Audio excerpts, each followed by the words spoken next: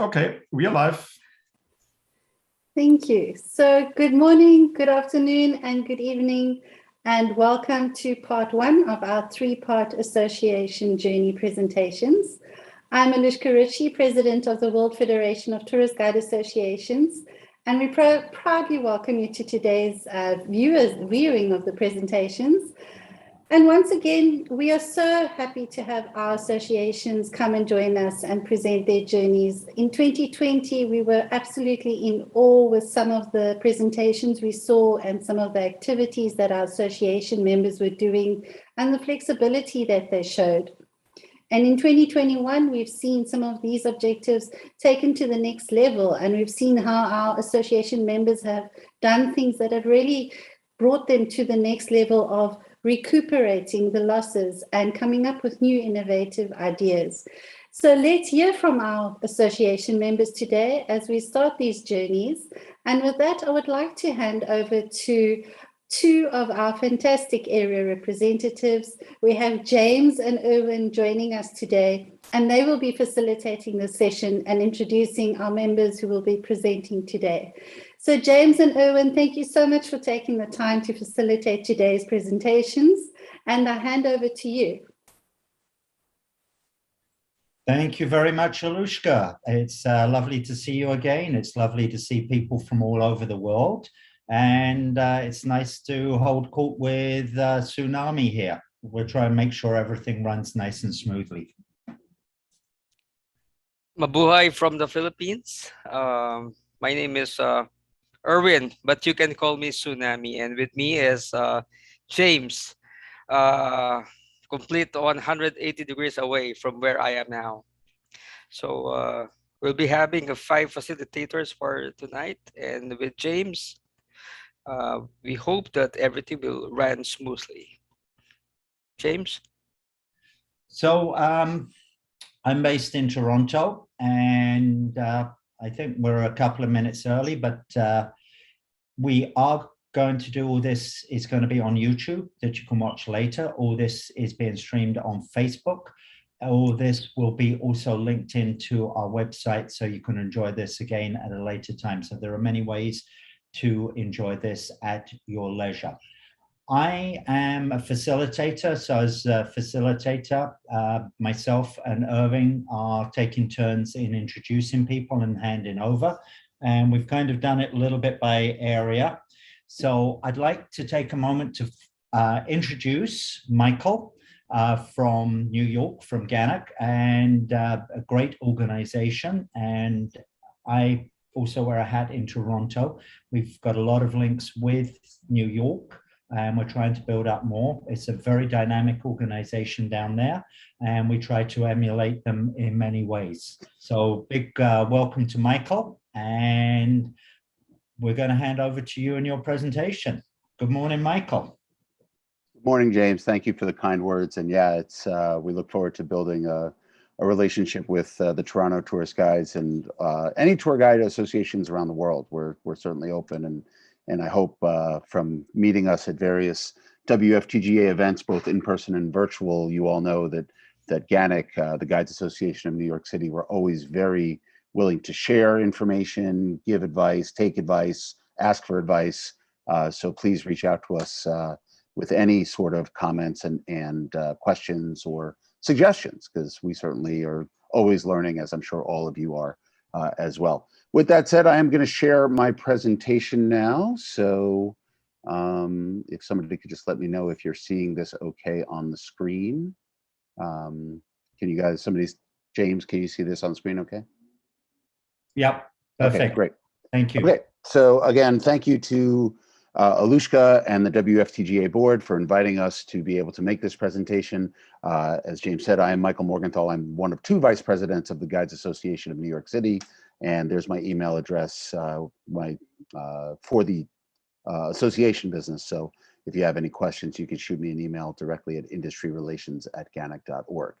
So we accomplished a lot in 2021, but we're really going to focus on 3 things for our presentation today. Number 1, we're going to talk about our Apple Awards, which we transitioned to become a virtual event this past year. We're going to talk about Guide Week 2021, which was our brand new virtual conference and job fair in May of this past year. And we're going to talk about an ongoing initiative where we're fighting to get tour guides back on double-decker buses. So we could focus on a lot of things our association has worked on over the past year, but that's what we're going to focus on today. So first of all, the Gannick Apple Awards. This year they took place on February 22nd, 2021. They had previously been in early March, but we decided to move them back a couple of weeks now to coincide with International Tourist Guide Day. This was the 7th annual award ceremony that we hosted. The awards honor people and organizations that are involved in tourism and culture and preservation, amongst many other things here in New York City. And of course, with the outbreak of COVID, it was decided that we would shift this event virtual for 2021. Because of that, we were able to have close to 300 people tune in from around the world, which was really great. It also helped make securing presenters for our program easier. When it's an in-person event on one specific night, everybody has to be available. But for the purposes of this event, we were able to pre-record a lot of segments. So we had a pretty prestigious roster of presenters. So we've decided that for 2022, our awards are going to be virtual again, still with the uncertainty of what's going on with COVID.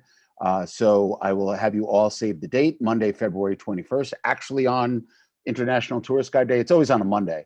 So this year it actually syncs up directly with International Tourist Guide Day, which is great, 8 p.m. Eastern time, and stay tuned for more information. And with that, I do want to share a quick clip from our host, an award-winning television news anchor here in New York City. His name is Bill Ritter. He's an institution, and he was our host. Again, we were only able to get him because of the virtual aspect of this. I just want to share this clip for about a minute because it speaks to the journey that all of us have been on since the start of COVID.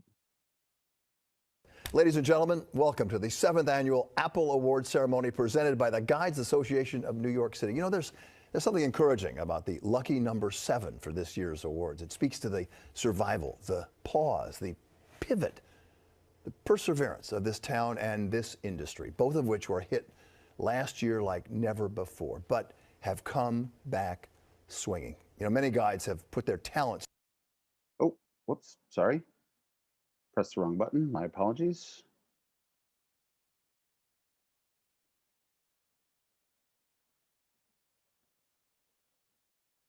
Ladies and gentlemen, welcome to the 7th annual Apple Award ceremony presented by the Guides Association of New York City. You know, there's something encouraging about the lucky number 7 for this year's awards. It speaks to the survival, the pause, the pivot, the perseverance of this town and this industry, both of which were hit last year like never before, but have come back swinging. You know, many guides have put their talents to use in other temporary jobs. Well, some have used the time to improve their scholarship, and still others discovering the market for virtual tours and brought their knowledge and love of the city to audiences in quarantine.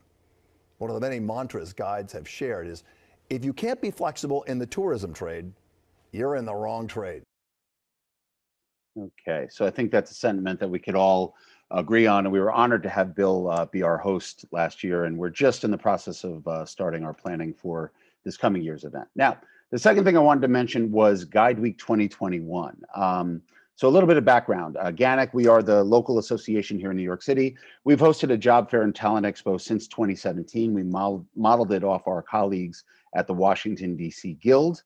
But obviously the 2020 job fair was canceled due to COVID. So we were thinking about having a virtual job fair for 2021. And of course, if small is good, big is better. So it kind of morphed into this week-long event that took place from May 10th to the 14th, 2021, which had educational components, virtual tours, and of course, the job fair and talent expo. And it was successful beyond our wildest imaginations, in large part due to New York's version of Sebastian, a guy by the name of Mitch Bach. Some of you might know him.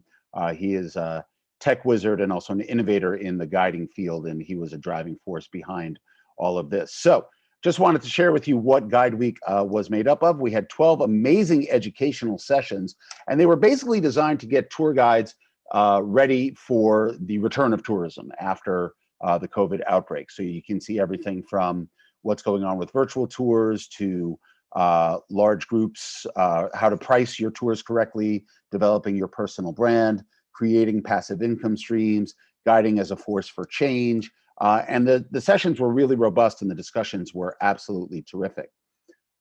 Then we also offered virtual tours from around the world. We had a sponsor, Travel Curious, the tour operator. Every morning, or for 2 mornings, they offered us one a walking tour of Lima, virtual tour of Lima, another virtual tour of Moscow. We had a couple of local tours provided by our local GANIC member guides. And then we had a few other tours that were offered via the Hey Go platform, which included tours of Spain, tours in India, Mexico, and US national parks. And I'm sure I'm leaving out a few, but these proved to be very popular, kind of in lieu of having a typical social hour, happy hour or drinks or dinner after a in-person convention. This was our idea to help get the networking going. And then, of course, what started this all was a recruitment day, a job fair. And we were lucky enough to attract 56 different companies who were recruiting guides at our event. The way it worked was guides uploaded their CVs or resumes in advance via a platform called Campfire, which was built by Mitch Bach, which if you haven't heard about it yet, I'm sure you'll be hearing more about it soon. The tour operators were then able to review the resumes in advance and schedule interviews for the day using the Campfire platform. And we attracted tour operators from New York City, the US, and from around the world. So there were some local tour operators from Chicago and Texas coming to look for guides, but others as well, and also worldwide guides, worldwide operators as well. So as I said, this proved successful beyond our wildest imagination. We did decide to open it up to tour guides from all around the world. The initial focus was just New York, then expanded to North America. And finally, we decided, hey, this is a good thing. We should share this with anybody who wants to attend. So we attracted 407 total attendees from 15 different countries, which was just absolutely remarkable. And we broke it down by this. There were 70 attendees just from our individual association, from the Guides Association of New York City. We had another 151 from member associations, tourist guide associations from around the world. And then, believe it or not, we attracted 186 other tourist guides who are not affiliated with any local association for various reasons, which gets us up to the total of 407. Now, revenue. We did not set out to make this a revenue-making proposition for our association, but it turned out to be a huge bonus for us. We were able to attract 4 sponsors, and we also had 407 attendees, as I mentioned, who all paid a fee to attend. It was kind of a sliding scale, depending on whether you were organic, an association member, or just a regular tour guide. And because of that, our net revenue to our association was that's net after all the expenses, was approximately $10,000 in USD. And that was very important because I'm sure many of your associations are dealing with the same issues that we are in terms of a decline in our membership due to the COVID outbreak. Some people have left the industry, others can't afford the membership dues. So this was a real bonus for us, for our pocketbooks here at GANIC. And it wasn't our original intent, but it worked out that way. And we are just in the process of planning Guide Week 2022. We're looking sometime in the early March, but nothing official yet. So again, stay tuned for more information for that. And of course, it will be open to all tour guides from all around the world. And then last but not least, I just want to mention quickly an initiative that we have going on right now that's been ongoing for several years, which is the issue of trying to maintain live tourist guides on the top of the double-decker tourist buses. For several years, the double-decker tour companies here in New York, and there are 3 primary ones right now, have been looking to replace live tour guides with recordings. And that's obviously problematic for several different reasons. Number 1, obviously, it takes away jobs from tour guides. Number 2, it takes away from the customer experience. And number 3, it's a huge, huge safety issue here in New York City, especially as people are driving around on double-decker buses with traffic lights right above their heads. So GANIC has been lobbying New York City, the city council, to pass a bill which was introduced all the way back in 2018 called 289A. And that requires that there will be live guides on the tops of New York City double-decker tour buses. Not going to get into the minutia of the legislation, but basically it's being framed primarily as a safety issue not as a jobs issue. And our government relations committee headed by one of our board members, Patrick Casey, has been doing tremendous work in outreaching to our various city council members to try to get this brought to a vote, because it really needs to come to a vote by the end of the calendar year before the new city council comes into place. Otherwise, we will have to start all over again. There have also been some protests against one of the companies, Big Bus, which when they returned to touring, basically got rid of all their tour guides and went to recordings. So I'll just show you a couple of images. These are not being organized by GANIC, but rather we are supporting this. So it's a lot of the tour guides who have been laid off. Some of them are GANIC members, some are not. My understanding is the protests were happening every 2 weeks on the weekends. This is a view of what was happening in Times Square. And then what they've been encouraging is for handing out pamphlets and encouraging people who are taking the double-decker tours to note the lack of live guides in their reviews on TripAdvisor. And here are just a couple of ideas or a couple of examples of that. And then, in fact, a tour guide, the guy who's heading up all of this, James Hoffman, he actually later on the day ran into people who had taken a brochure of his, and he ran into them in Brooklyn a couple of days later, which was pretty cool. And they said, yeah, they took the tour and it was terrible without the live guide. And they promised to write a review online saying how bad it was without live guides. So slowly but surely, we're starting to get attention for this process, and we hope it will continue and we'll get live guides back onto tour buses here in New York City. So that is basically my 10 minutes. I know I went a minute over. I do apologize. I do want to thank you guys for listening and encourage everybody to just stay vigilant. Tourism is coming back. If anybody would like to contact us, our website is ganic.org. I've also posted our social media handles here as well. And as I said at the top, if you have any direct questions, easiest way is to reach out to me at industryrelations@ganic.org. And with that, I thank you guys very much. I will stop the screen share and see if there are any questions or comments. Michael, thank you very much for your presentation. You've got a different system of timekeeping than I do. I make it 3 minutes over, but that's an achievement in itself. So thank you very much for the presentation. And I'm going to hand over to Tsunami, who has our next presenter all lined up. Thanks again, Michael. Thank you very much, Michael. Thank you, James. Well, since we do not have any questions for Michael, we will be moving on to our second presenter. Okay, our second presenter is he is a cultural guide based in Penang and a vice president of the Penang Tour Guides Association. He can speak 6 languages and a history researcher in Malaysia, but spent almost 18 years overseas. He graduated at the New South Wales University, major in economics and sociology. And may I introduce to you a colleague of mine in my area from Southeast Asia. Let's all welcome the Vice President of the Penang Tour Guides Association, Mr. Clement Liang. Clement. Hi everyone. Hi, Evan. It's 10:20 p.m. our time. Okay. Maybe it's 12 hours away from the screen is New York. yours.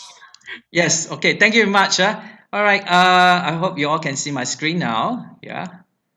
Okay. Let me put it full. All right. I'm from Penang Tourist Guide Association in Malaysia. Perhaps if you have not been to Penang or don't know where it is, let me show you the geography of it. Okay. Okay. Penang is located at the northwest of this peninsula, Malaysia. It is one of the 13 states in Malaysia. And it is also the second smallest state in this country. And well, we have a very unique history. This place was founded by the British. Yeah, they came in 1786, and Penang was set up as a trading port and also a British colony, the first one in Southeast Asia. And that's the reason why most of the people here use English, or we speak English like our native language. Yeah. And then talking about the area, we have the island and also a piece of land on the mainland on the peninsula. So all in all, we're about 1,000 square kilometers, pretty small, yeah. Just slightly larger than Singapore in the south. Yeah, but we have very multinational or multi-ethnic population. Population is about 1.8 million people, but it is small compared to the total population in Malaysia, which is about 33 million. Talking about the population, we have quite a mix of East and the West, all kinds of people. When the British founded this place more than 200 years ago, they brought in many immigrants. Yeah. So besides we have the local native, the Malays, we have the Chinese. By the way, I'm ethnic Chinese. We have those workers, with immigrant workers from India, from neighboring Thailand, Indonesia, and we also have small groups from Europe. Yeah, like the British, we have the French missionary. Of course, we have many Christians in this island, and we also have the German traders, Armenians, the Jews also came. So we have more than a dozen ethnic groups in this island, and that makes us also multi-religious. Yeah, we have many temples, churches, mosques. Every street almost is a place that we find festivals a whole year round. Yeah, we have 18 national holidays, and we also have. Um, Actually, we did a survey. We found out we have about 300 celebrations a year, almost like every day. There's one. But unfortunately, not all these holiday, all these celebration end up as a public holiday. Otherwise, we never have to work. All right, and the capital city is called Georgetown. I know there are many Georgetowns in the world, but ours is, I think, the only one in this part of Asia, and it's also a UNESCO World Heritage Site since the year 2008. Yeah, all right, that's the reason why we attract many tourists. Before COVID, we have about 8 million tourists a year visiting this Penang Island. Yeah.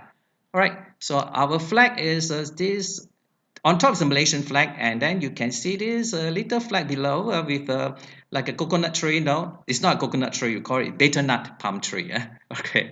All right. All right. So talking about this Penang Tourist Guides Association. By the way, we are very new to this World Federation. We were established in 1966, which made us the first Tourist Guides Association formed in Malaysia. I think there are about 22 or 23 tour guide associations in Malaysia now. Yeah. So of course we are a non-profit making NGO. We try to help our members to represent, to promote, or to protect our company interests. Yeah. So what we do mainly nowadays is to conduct trainings for our members. Yeah. And especially for those new tour guides who join our association, we help them to go onto road, yeah, give them the courage, and then also help them to correct whatever things that they need to familiarize themselves with the place and attractions in our country. Yeah. And talk about membership, we have about 600 members now. In fact, it is compulsory for the licensed tour guides in Malaysia to join a licensed or a registered TGA. And of course, Penang as the one state in Malaysia, those who are trained or want to practice tour guiding will have to join our association. But just to let you know that in Malaysia, we have 18,000 licensed tour guides. So 600 is just a small number. All right, and then moving on. Yes, as I mentioned, we do a lot of trainings for our members. Sometimes we also have non-members joining from other places. So we conduct our training.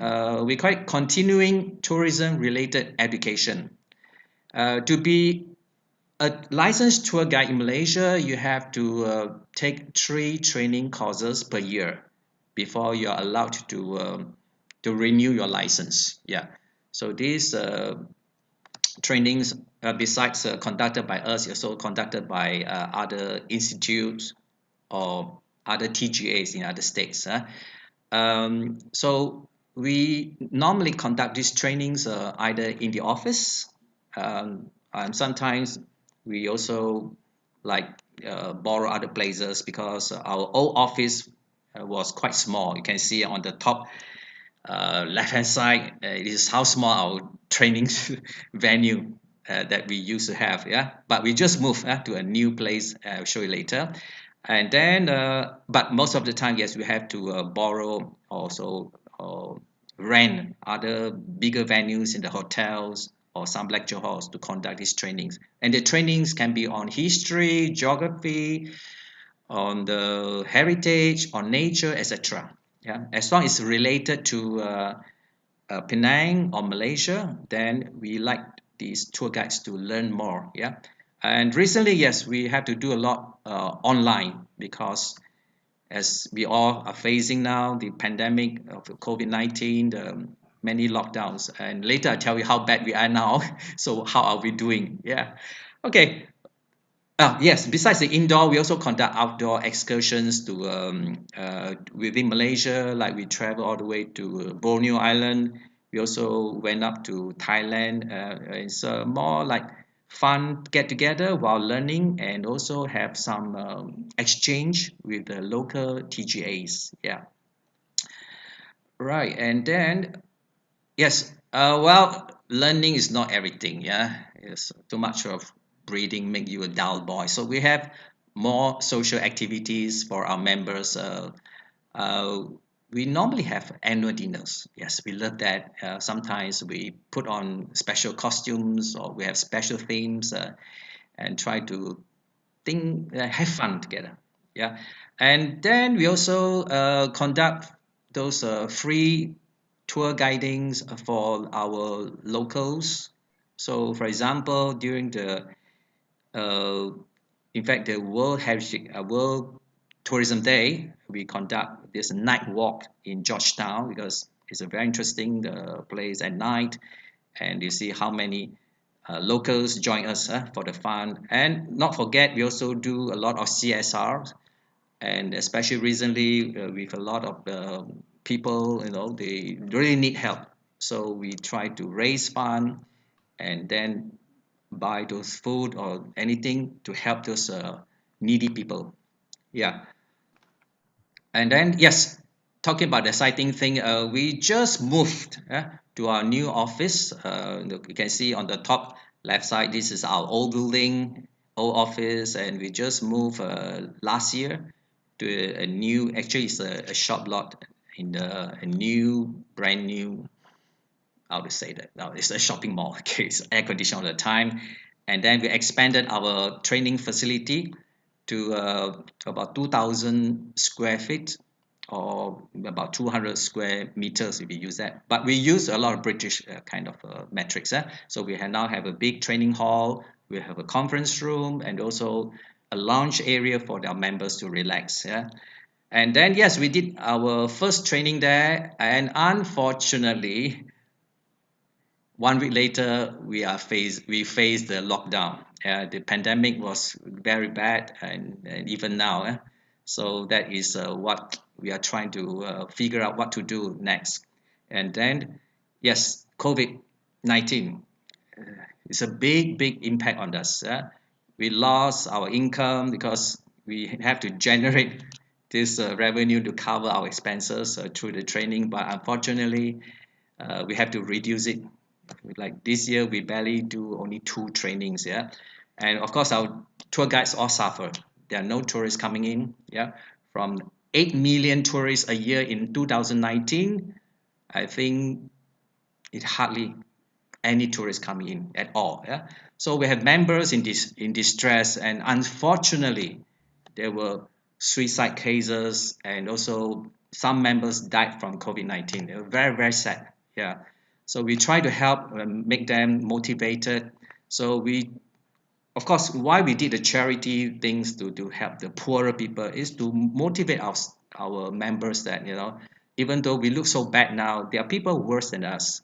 So let's care about others just don't lock yourself, just stay alone. Yeah, don't suffer alone. And then we also have a lot of online activities. Okay, we also have one training online, but a lot of time we have a like chit chat session online. Wherever free, we make a time to meet up online and we share. Of course, a lot of grievances, but we say no, just think more positive. Okay, keep living. Yeah, there will be light at the end of the tunnel. We'll keep telling them. And we also apply government loan, the aids, the money. The money came in after we lobby very hard, and we get 1,000 local currency, we call it ringgit, to help us to tie through. And also, yes, we keep putting the pressure on the government. We need more aid from them. And then we also keep we are telling the members what's happening. Tourism, we are going to open up. Yeah, so now we have started to open up in an island in the north of Penang called Langkawi Island, which just started 2 weeks ago. It was a great success. So I think very soon, when most of the population in Malaysia get vaccinated, it's hitting 88% now. Yeah, so once it hit 90%, the government promised that we'll be more relaxed. Of course, we have to take care of all these SOP things. So we are looking forward to the reopening of tourism in our country, and also to welcome tourists maybe from our neighboring countries first. Yeah. So we also conduct virtual tours. This is something that new to us. We are still not good in that, but we are trying. Yeah. So we just conducted one last week on the 26th. Yeah. I've got to tell you, we've overshot by 3 minutes. Okay. Okay. So this is what we did, and then yeah. So that's all. Yes. Okay. We are struggling, but we will go through this. So this is the last picture that I show you. This is Georgetown. You can see we have a Chinese temple and also the mosque, and people living in harmony. It's a unique place, and hope one day you'll come to visit us, or we'll go to visit you too. All right. Any questions? I'll be love to answer that. Thank you very much, Clement. Any questions? Yes. We can deal with by email, because right now we're running 4 minutes late. That's what happens when you appoint somebody who's English and half Swiss as the timekeeper. So I'd like to introduce our next person, if you please. We have Ava waiting for us from... Take it back, James. Okay. So welcome to Ava. Pleased to meet you, Ava. And I'd like to introduce her from the Federation of Tourist Guides in Hungary. And Ava has been working for the last 10 years as a tourist guide. So thank you very much for taking your time and your effort today to come up. And unfortunately, I'm the horrible timekeeper as well. But pleased to meet you, Ava. You are still muted. And can you hear me now? It's okay? Yes, we got you. Okay, thank you. So if you hear me, then it's very, very good. I am very happy about that. And welcome to you. And I am really very happy to be with you this afternoon now. Both presentations were really very interesting and very professional. We are a small country here in Hungary, and I think we still need to be even more professional, but we are trying to do our best. Now I try to share my screen. I prepared also a presentation. Yeah, this is that one. I hope, okay. And now, after, okay. No. Oh, we've got you. I would like to start at the beginning. Can you see now the presentation? Yes, I can see it. Yeah, okay, everybody can see. Then Eva, can you click in the lower right corner to make the... Yeah, that's good. Perfect. Yes. I put it before that, but it did not succeed, but it, okay, I repeated it. Now, my starting point for this presentation is that last year we had already such a serial of presentations, and I introduced Hungary and our city at that time. It was the 25th of November 2020. So I would like now just to go on with the different activities and what happened since then. You know, so this is a small reminding or how to say, some basic information about our association, like this one. Yes, this is the first one. So some general information. So we have a lot of knowledge within our association. We have approximately 200 members. And we have also a great expertise during the 30 years since we are existing. And we maintain also a lot of partnerships. Our aims is that in the society we should be more recognized professionally. Our profession should be recognized more than it is now. And a fair remuneration and returning guests. So we would like that guests like our country and will return in the future sometimes. And we are having connections to the Hungarian Tourism Agency, governmental bodies, municipality, and other organizations of tourism. We also carry on training programs, study tours to upgrade our knowledge.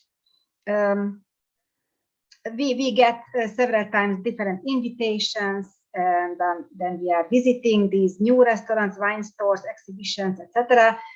And of course, we are providing also tourist guiding service as well. So if somebody would like to have a tourist guide, then we are passing on the jobs to our members. Our members can carry on tourist guiding activities in 30 languages. Okay, now, but COVID hit us also very much. And in the last year presentation, I spoke a lot about our struggles. We carried on really a lot of struggle. We wrote letters to all governmental, to ministries and other governmental bodies to get some support from the state to the tourist guides, because they remained here without any work. So it was a very, very hard time last year. And this year, however, we could achieve some little things for supporting the tourist guides in Hungary. So what happened this year? Fortunately, the vaccination was quite sufficient. So by now we have a vaccination in Hungary over 60%, almost 70% now. Many people got even the third vaccination after the 2 vaccinations. So the COVID was forced back by May this year. In June, by the end of June, a total opening happened in our country. So no masks in buses and in other things, in shops, etc. We can go to restaurants, museums, sport facilities, meetings without any restrictions. And even the bigger meetings were possible to hold. And therefore, some important events took place also in Budapest. Like there was the European Championship, and some of these matches could be held in Budapest. And then the biggest event of the last few years was the Eucharistic Congress. Yes, we heard before from Malaysia, from Clement Liang, that this is a very Catholic country. Similar, also Hungary is a very Catholic country. And so this was a very, very great event for us, and a great opportunity to have organized the Eucharistical Congress in Budapest. And I can tell you that at the opening and at the closing mass participated more than 100,000 people. Of course, we cannot say that from all over the world, because first of all, from the neighboring countries, participants were coming, and also some priests who gave lessons or made presentations. They were coming from Africa, from South America, and from some Asian countries as well. And this was also an opportunity for tour guides as well. We could have some tourist guiding activities during this year, not so many, I must tell you, but it was something more than nothing. Okay, and then there is the World Exhibition on Hunting and Nature, also in Budapest. It can be visited also without any restrictions. And many festivals like Wine Festival in Budapest and throughout the whole country. And our country is open to visitors and without any restrictions. So by August, September, more and more visitors are coming to Budapest right now from most of the European countries and also from the US. Unfortunately, not yet we have met tourists from Asia, so probably this is not yet possible. I don't know. We just hope that in the future also our Asian guests can return to our country. So some support could be achieved finally after such a big struggle. Small businesses could suspend some small businesses, tourist guides with small businesses, those who not suspended their business could have 2 months exemption from tax payment. It was in April and May. Yeah, not that, because many tour guides had to suspend their business. If there is no work, then it's no use to keep on the business. So many of us suspended it, but those who not could have these 2 months exemptions. And then finally in August, 625 euros support from the state was available and is still available only at one occasion for small businesses. Okay, and I think the most achievement during these 2 years is that finally we could raise awareness in the society and towards the politicians as well. For example, when it was announced these 2 kinds of supports, while listing the beneficiaries, tourist guides were mentioned on the first place.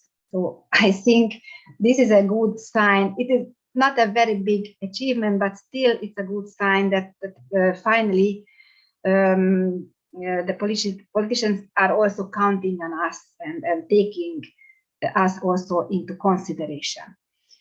So thanks to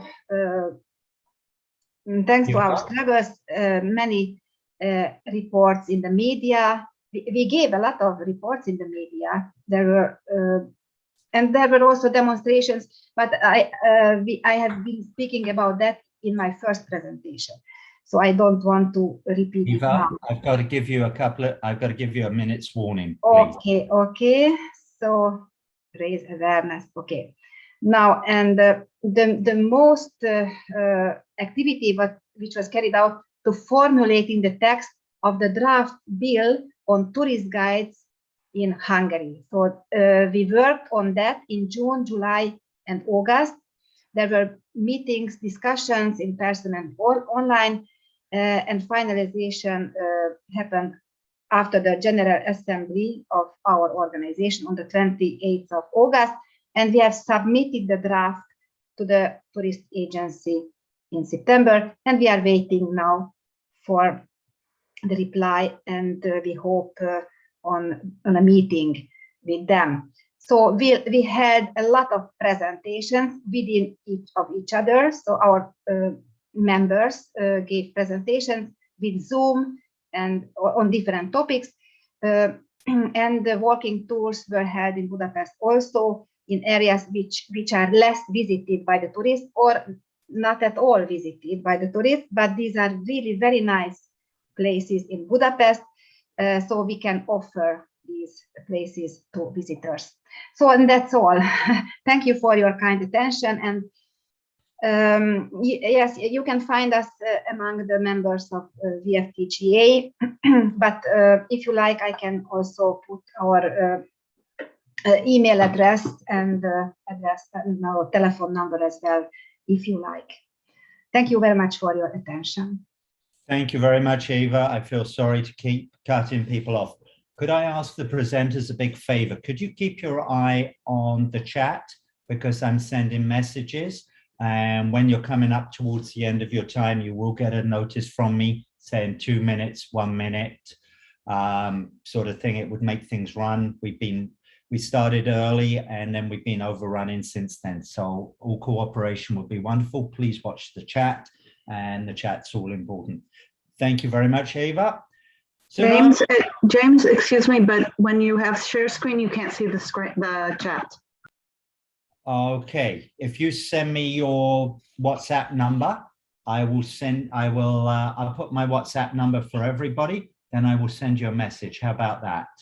And as long as Mark Zuckerberg hasn't misbehaved, then it should work. I've got 2 screens, so it always shows. But that's my WhatsApp number. If you WhatsApp me, then I can send you warnings by WhatsApp. Thank you. I'm handing over to Tsunami. Okay, thank you very much, Ms. Eva from Hungary. Moving forward, I would like to introduce our fourth speaker. Our fourth speaker is Ms. Shana Koran. Did I pronounce it right? No. Oh. That's okay. It's Hana. Okay. Hana. Oh, okay. Shana Koran from the incoming Tourism Association in Israel. Wow, Israel. I've been there 2 years ago. It's fabulous. I met all the guides there. It's like a walking Bible study every day. Yep. Okay. Okay, I'm giving you the screen now. You have 10 minutes. Good luck.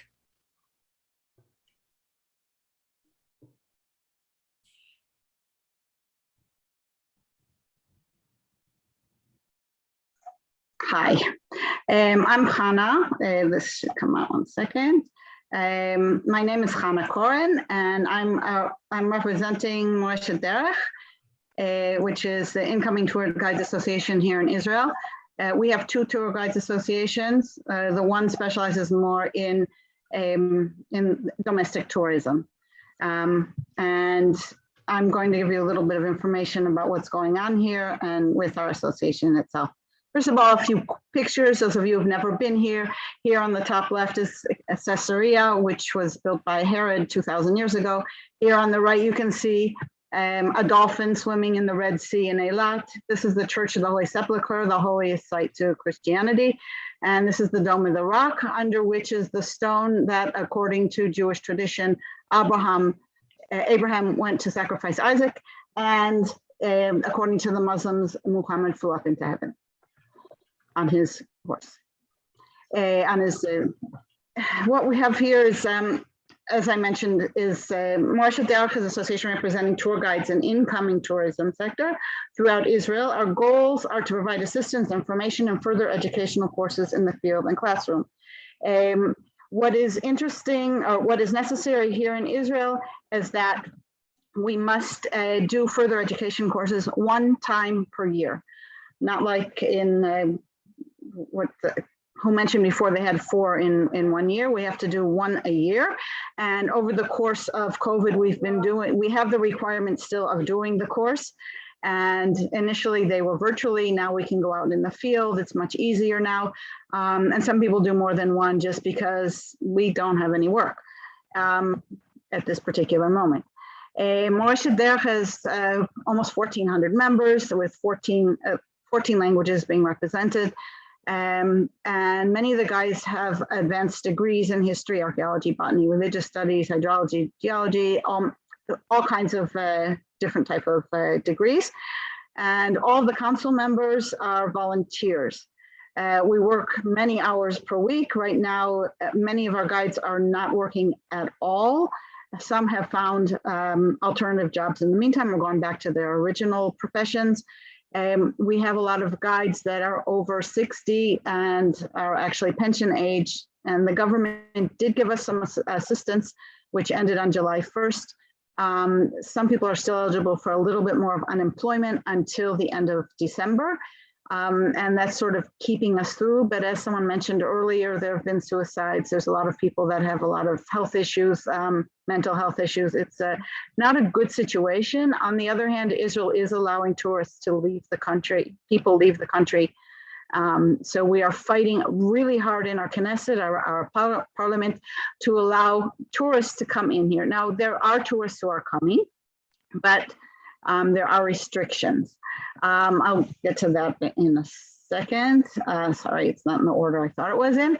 Moreshet Derech continues to provide assistance in writing programs for the government to allow tourism to continue. And we did help write several programs that allow guides to guide in our national parks. And the national parks in Israel are not necessarily nature. There is nature also, but like I showed you before, Caesarea is also a national park. It's got archaeology in it. So now there's a special program that Moreshet Derech helped push that allows guides to bring groups, self-made groups of local tourism to the parks. We are not allowed to collect any money. We're not allowed to provide any transportation. Israel's not a big country, so unless you're going to Eilat, it's not very far to go anyplace. And to drive someplace, be in the park, get a tour for however long you want. The Park Association is not taking money, entrance fees, but will pay the guide. So in essence, they are paying the guide to work and not receiving anything in advance. They're not paying any entrance fees. We offer also further education classes to renew our license. As I mentioned before, we have to have one course per year. And we also offer other further education courses just for the interest. You know, people ask for a certain thing. Can you cover a water supply in Caesarea? We could have that type of educational course. Here we provide bus service. It's for a fee. A lot of guides now don't really have income now that we are no longer getting any kind of federal assistance. Are finding it difficult sometimes to go to these courses, but if you only have to do one, it only comes out to maybe $50 for the whole year. We are also helping guides that have fallen into dire straits, and there are many guides like that that are they're eating away their savings and have no more. It's not such a good situation. We have 1 second. Why isn't it moving? Sorry. Okay.